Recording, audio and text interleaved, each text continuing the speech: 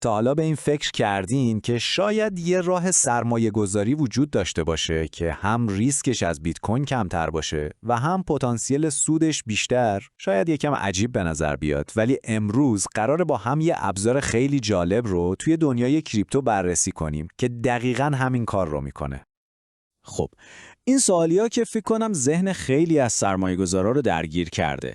از یه طرف خب بیت کوین هست با اون ثبات و جایگاه محکمش، از طرف دیگه آلت کوین ها هستن که یهو میتونن رشدهای انفجاری داشته باشن. حالا سوال اینه، راهی هست که بشه از مزایای هر دوتاش استفاده کرد؟ خب جواب این سوال میتونه یه چیزی باشه به اسم توکن شاخص CMC20. بیایم با هم ببینیم این توکن دقیقاً چیه و چطور میتونه این مشکل رو برای ما حل کنه. اوکی، قبل از اینکه بریم سراغ خود CMC20 بذارین اصلا ببینیم این توکن شاخص که میگیم یعنی چی. فکرشو بکنین، به جای اینکه برین کلی سهم مختلف از شرکت‌های جور و جور بخرین، یه دونه سهم میخرین که انگار نماینده کل بازاره. توکن شاخص هم توی دنیای کریپتو دقیقاً همین مفهوم رو داره. حالا توکن CMC20 کارش چیه؟ خیلی ساده است. این توکنی که تیم ریزرو ساختش میاد عملکرد 20 تا از بزرگترین پروژه‌های کریپتویی رو از نظر ارزش بازار دنبال میکنه. یعنی شما با خریدن این یه دونه توکن انگار دارین روی 20 تای اول بازار سرمایه‌گذاری میکنین. دقیقاً روی نبض بازار.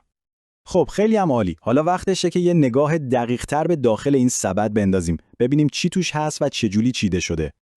فقط یه لحظه قبل از اینکه بریم سراغ جزئیات سبد، میخواستم بگم که این بررسی و تحلیلی که دارین میبینین توسط بچهای تیم آنلاین سرمایه آماده شده.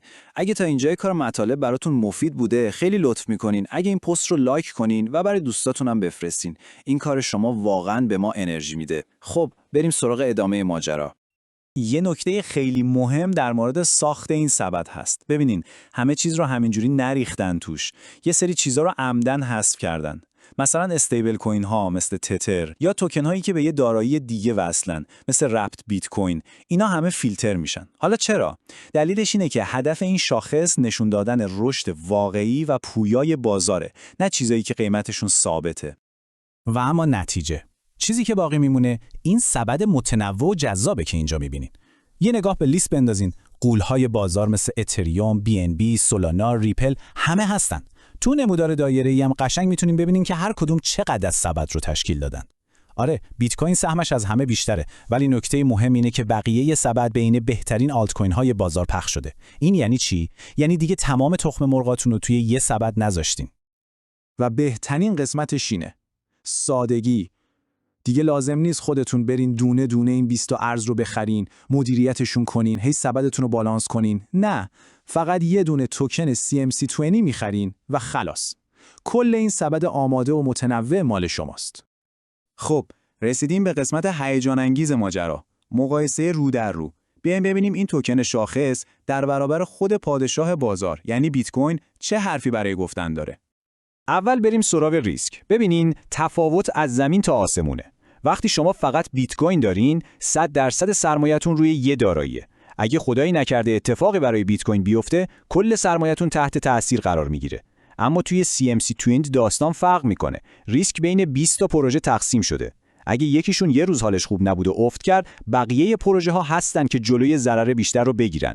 این یعنی چی؟ یعنی ثبات بالاتر برای کل سرمایه‌گذاری شما.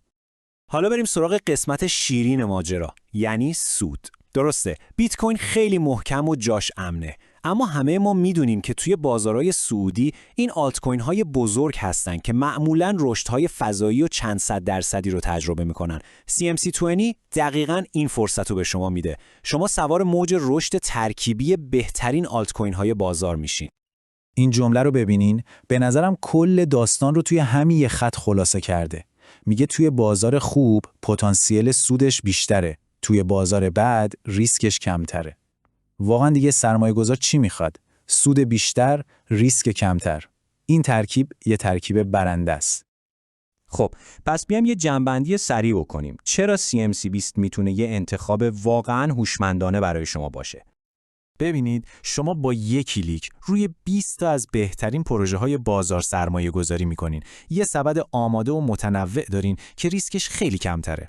از اون طرف از رشد انفجاری آلت کوین های برتر جا نمیمونین و در نهایت این پتانسیل رو دارین که حتی از خود بیت کوین هم سود بیشتری کسب کنین. و حالا این سوال مهم رو از خودتون بپرسین. سبد سرمایه‌گذاری شما برای موج بعدی رشد بازار آماده است؟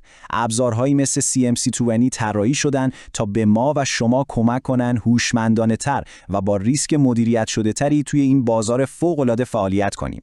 اگه دوست دارین از این تحلیل‌ها و بررسی‌های بروز بیشتر ببینین، حتما پیج آنلاین سرمایه رو دنبال کنید.